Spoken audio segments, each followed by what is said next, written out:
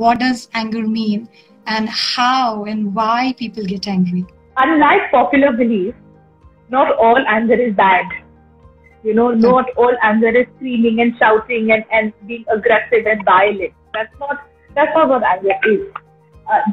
We're all humans and we experience an array of emotions. So anger is just a small part of that one type of emotion, which is known as anger. Not all anger is unhealthy. Anger can very much be healthy.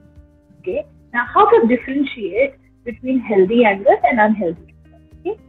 So, and for that, we need to understand why people actually do get angry. So, whenever we have an understanding of our own value system, then we expect either ourselves, other people, or the world.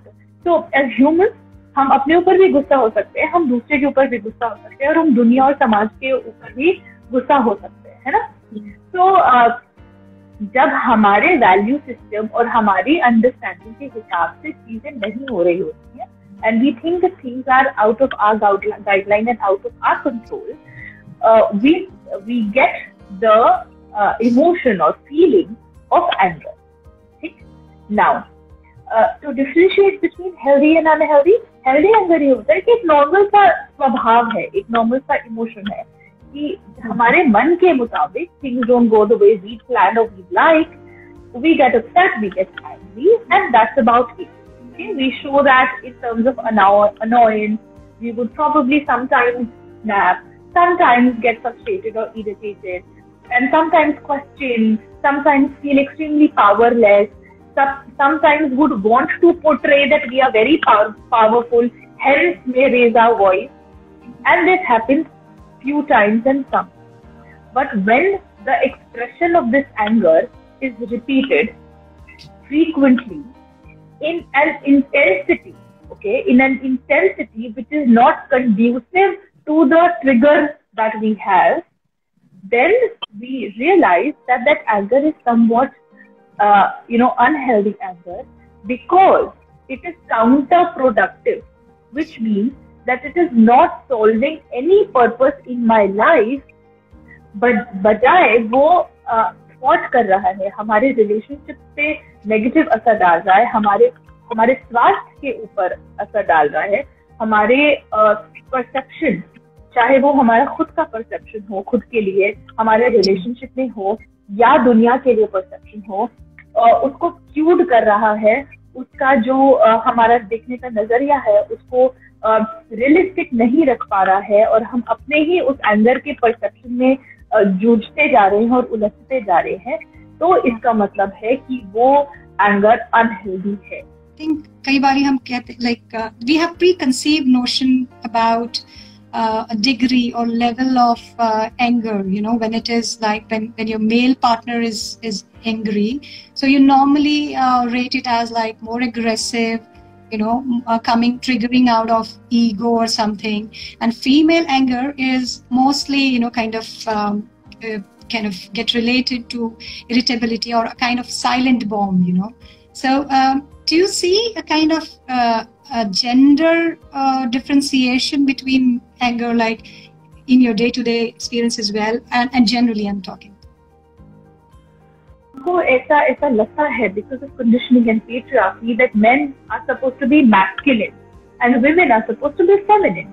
तो जब आप masculinity की बात करते हैं तो क्या कहते हैं कि strong हो, मर्दाना हो, aggressive हो, रोबीला हो, assertive हो, अपनी बात अच्छे से कह सके, बेहतरीन कम्युनिकेशन हो, और उसके साथ साथ अग्रेशन होना तो नॉर्मल है. No, boys will be boys. But when we talk about females, we say, oh, she should be, polite, gentle, namr hona chahiye, vinamr hona chahiye. Like my daddy used to say, gum khana chahiye. So आप react नहीं कर सकते, आप सोच समझ के बोलिए. Labelling आ जाती है फिर. बहुत लेबलिंग आ जाती है, है ना? अब अगर आप दुनिया भर में सारे आदमियों को ले लीजिए और सारे औरतों को ले लीजिए, तो ऐसा कहीं नहीं है that all women are very feminine and very dainty and they will not get angry, but their anger response is labeled as this woman being difficult, or she's having an attitude, or she's not respectful, or she's too opinionated, or a woman being aggressive is not nice, right? Whereas a man being aggressive is okay, and that is why an outburst of anger, an expression of anger, is supposedly okay for a man and not okay for a woman.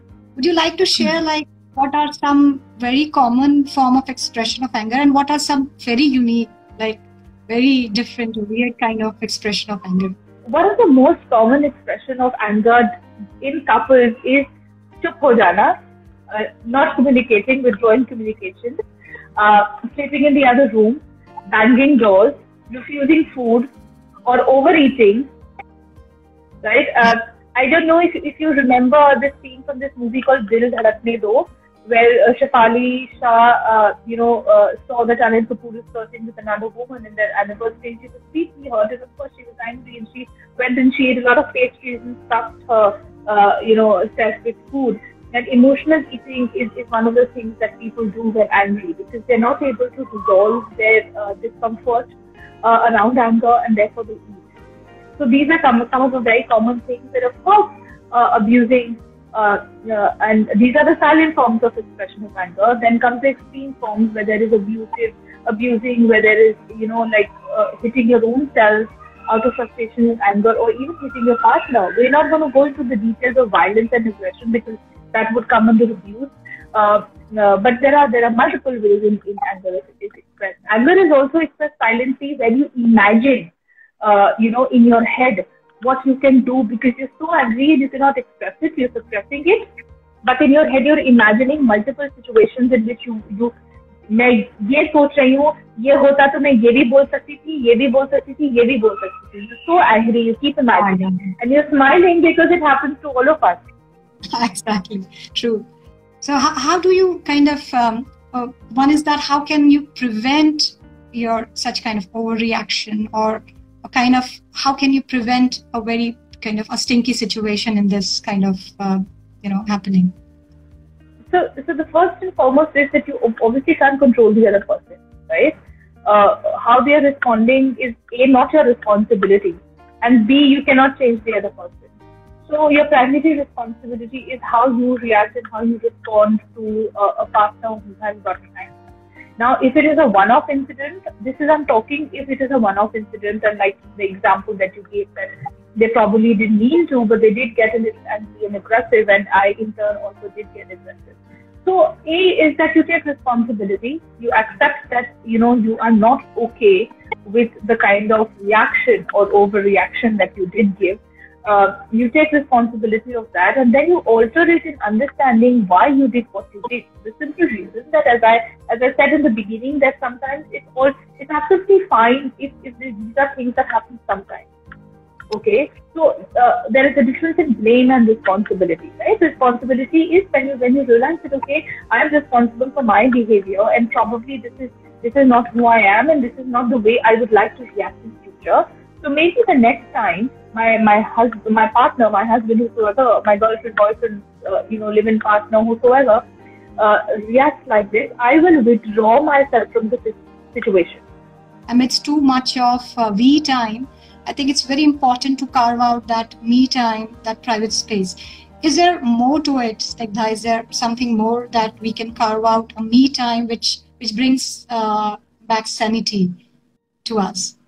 Yes, of course. So a lot of how your boundaries are created has to do with self-love, and how you respect yourself, and that allows you to create both physical and mental boundaries, and allows you to indulge in behavior where you prioritize your mental peace and happiness.